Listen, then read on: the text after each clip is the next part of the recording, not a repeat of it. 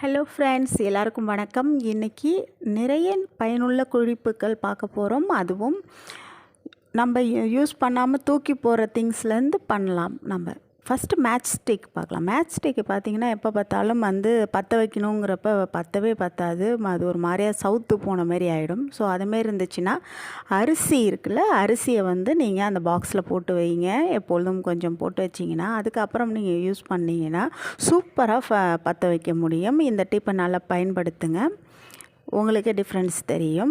நான் அதுவும் இந்தமாரி ஸ்டிக் இல்லாமல் உடன் ஸ்டிக் இல்லாமல் சில இதில் ஒரு மாதிரியா மெழுகு இதில் இருக்கும். அது இன்னும் ரொம்ப கஷ்டமாக இருக்கும், சீக்கிரம் வீணாக போயிடும். அந்தமாரி ஸ்டிக்கெல்லாம் யூஸ் பண்ணுறப்பையும் இந்த டிப் ரொம்பவும் பயனுள்ளதாக இருக்கும். கண்டிப்பாக ட்ரை பண்ணுங்கள் ஃப்ரெண்ட்ஸ்.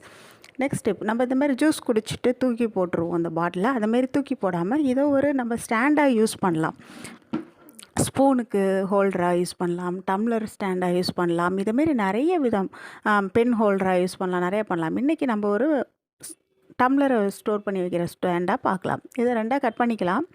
நீங்கள் கட் பண்ணுறதுக்கு சிரமமாக இருக்குன்னா அந்த கத்தியை அடுப்பில் காமிச்சிட்டு கட் பண்ணுங்கள், ஈஸியாக இருக்கும். இதேமாரி கட் பண்ணுங்கள். எட்ஜஸ் கொஞ்சம் அன்ஈவனாக இருந்துச்சுன்னா அதையும் கட் பண்ணி எடுத்துருங்க. சரியான அளவில் வச்சுங்க. அப்போ தான் உங்கள் கை படுறப்ப அது கிழிக்காமல் இருக்கும். கரெக்டாக கட் பண்ணி எடுத்துங்க. இல்லைனா அந்த கார்னரை கூட நீங்கள் ஹீட் பண்ணி லைட்டாக அப்படியே சூடு வச்சிங்கன்னா கரெக்டாக மோல்ட் ஆகிடும். அதுமாரியும் பண்ணலாம்.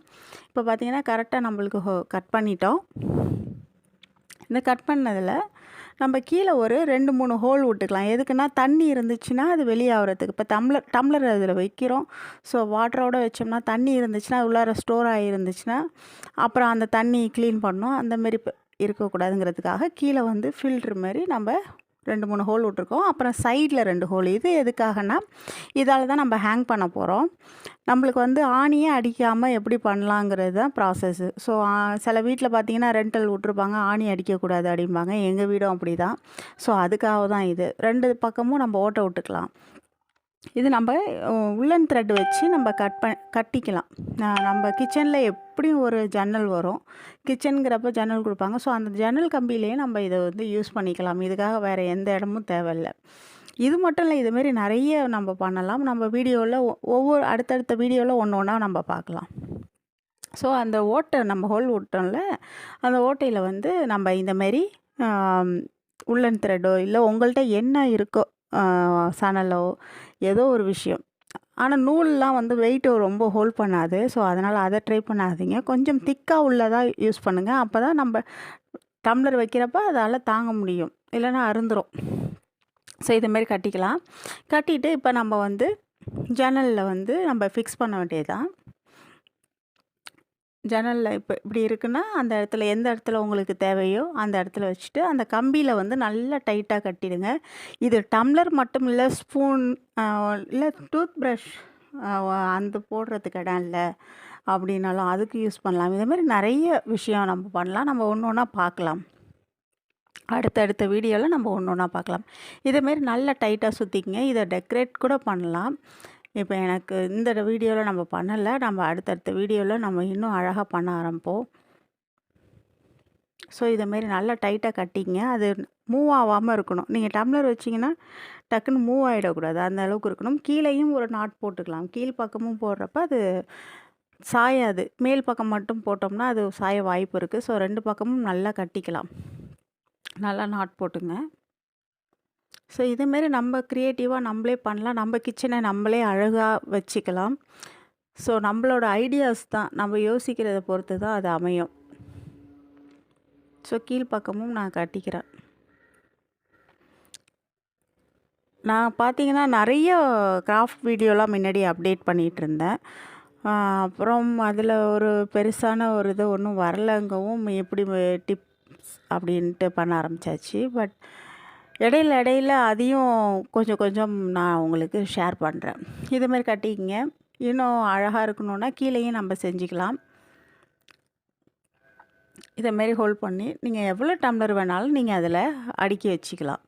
டம்ளர் மட்டும் இல்லை, ஸ்பூன், பெரிய கரண்டி கூட நீங்கள் ஹோல்ட் பண்ணலாம். அதுக்கு என்ன பண்ணணும்னா அந்த பாட்டில் கட் பண்ணுறப்ப கொஞ்சம் நல்லா லாங்காக கட் பண்ணிக்கணும், அவ்வளோதான். இப்போ டம்ளர் ஹோல்ட் பண்ணுறதுக்காக ஷார்ட்டாக பண்ணியிருக்கோம். நீட்டாக நல்லா கட் பண்ணிக்கிட்டிங்கன்னா நல்லா டம்ளரும் இல்லாமல் ஸ்பூனும் வைக்கலாம். இப்போ மிச்ச பகுதி இருக்குல்ல, இதில் நான் 2 ஹோல் விட்டுட்டு இதேமாரி ஹேங் பண்ணியிருக்கேன்.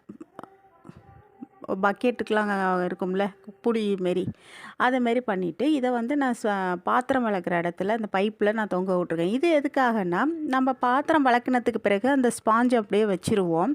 அதில் உள்ள தண்ணி பார்த்திங்கன்னா அது ஸ்மெல் அடிக்க ஆரம்பிச்சிடும். அந்த சோப்பு தண்ணி எல்லாம் அப்படியே வச்சுருக்கப்ப ஸ்மெல் அடிக்காமல் இதேமாரி நம்ம தொங்க விட்றப்ப இதில் உள்ள வாட்டர் எல்லாம் ஸ்டோர் ஆகிடும். அந்த மூடியை திறந்தோம்னா, மூடியை திறந்தே வைங்க. நான் இப்போ திறக்காமல் வச்சுருக்கேன். இப்போ திறந்தீங்கன்னா அதுலேயே எல்லா தண்ணியும் ஸ்டோர் ஆகி வெளியாகிடும். இப்போ நீங்கள் வந்து அது கப்பில் வைக்கிறப்பயே ஒரு பிளேட்டில் வைக்கிறப்பயே பார்த்திங்கன்னா அது ஒரே ஸ்மெல்லாக இருக்கும். அதுமாரி இல்லாமல் இருக்கும். நீங்கள் மேலே இருந்தால் மேலே இல்லை ஹேண்டில் எங்கே அந்த பைப்புக்குன்னு ஹேண்டில் இருக்கோ வாட்டத்துக்கு தகுந்த மாரி நீங்கள் இந்தமாரி மாட்டி விட்டுக்குங்க. மாட்டி விட்றனால பார்த்திங்கன்னா எல்லா தண்ணியும் சூப்பராக ரிலீஸ் ஆகிடும். பாருங்கள், இதேமாரி ரிலீஸ் ஆகிடும், ஸ்டோர் ஆகாது. அதனால் பார்த்திங்கன்னா எந்த ஸ்மெல்லும் இருக்காமல் இருக்கும். அந்த ஸ்பாஞ்சும் நல்லா க்ளீனாக இருக்கும். ஸோ இந்தமாரி யூஸ் பண்ணுங்கள். எந்த பொருளையும் வேஸ்ட் பண்ணாதீங்க. இதேமாரி நம்ம வீட்டில் நம்மளுக்கு தேவையான திங்ஸாக நம்ம அதை மாற்றிக்கலாம். ஸோ ஒவ்வொரு வீடியோவும் தொடர்ந்து பாருங்கள். நிறைய ஐடியாஸ் நம்ம கொடுத்துட்டு வரோம். அடுத்த டிப் பார்க்கலாம்.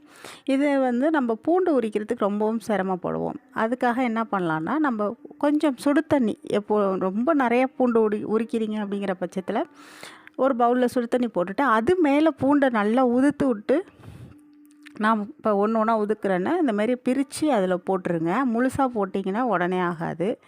ஸோ இதேமாரி பிரித்து அதில் போட்டுட்டு ஒரு பிளேட்டு வச்சு மூடிடுங்க. ஒரு பிளேட் வச்சு இதேமாரி மூடிட்டிங்கன்னா ஒரு 2 நிமிஷம் கழித்து திரும்ப அந்த தண்ணி ஆறிடும். ஆறின உடனே எடுத்து உரிச்சிங்கன்னா ரொம்பவும் ஈஸியாக இருக்குது உரிக்கிறதுக்கு. ஜஸ்ட்டு நீங்கள் அப்படி பீல் பண்ணிங்கனாலே வந்துடுது. எந்த வித சிரமமும் இல்லாமல் வந்துடுது. நிறைய பூண்டெல்லாம் உரிக்கிறப்ப ரொம்ப சிரமமாக இருக்குது அப்படிங்கிற டைமில், இல்லை நீங்கள் ஒரு வாரத்துக்கு தேவையான பூண்டு நீங்கள் உரித்து வச்சுருவீங்க அப்படிங்கிறவங்களா இருந்தீங்கன்னா இந்தமாரி டிப்பு பயன்படுத்துங்க. ரொம்பவும் யூஸ்ஃபுல்லாக இருக்கும். ப்ளஸ் இந்த பூண்டு என்ன ஆகுதுன்னா, நம்ம சுடு தண்ணியில் போடுறனால லைட்டாக ஒரு பாயில் ஆகுது. ஒரு கலர் சேஞ்ச் ஆகுது, பாயில் ஆகுது. இதை நம்ம சமைக்கிறப்போ ஒரு பேஸ்ட் அரைச்சி சமைக்கிறப்போ இல்லை ஒரு குழம்புல யூஸ் பண்ணுறப்ப அந்த பச்சை ஸ்மெல் இல்லாமல் இருக்குது. ஸோ வந்து கண்டிப்பாக இந்த டிப்பு ட்ரை பண்ணுங்கள். பச்சை ஸ்மெல் இல்லாமல் இருக்குது. நம்ம அதிக நேரம் வதக்குவோம், அப்போ தான் பச்சை ஸ்மெல்லு போகுங்கிறதுக்காக. ஆனால் இந்த பூண்டில் நம்ம சுடு தண்ணியில் போடுறனால நீங்கள் பார்த்தீங்கன்னா தெரியும், அந்த பூண்டு சாஃப்டாக இருக்குது, அவ்வளோ சாஃப்டாக இருக்குது. அதனால் பார்த்திங்கன்னா நம்ம வந்து பச்சை ஸ்மெல் இல்லாமையும் இருக்குது. நம்ம டைரெக்டாக பேஸ்ட் அரைச்சி கொஞ்சம் நேரம் வதக்கினாலே போதும். பூண்டு குழம்பு வைக்கிறோம் அப்படின்னா, வத்த குழம்பு எதுலேயே போடுறோன்னா லைட்டாக வதக்கிட்டு நம்ம தாளிச்சினாலே போதும். அவ்வளோ நல்லா இருக்குது. ரொம்பவும் யூஸ்ஃபுல்லாக இருக்கும்னு நினைக்கிறேன்.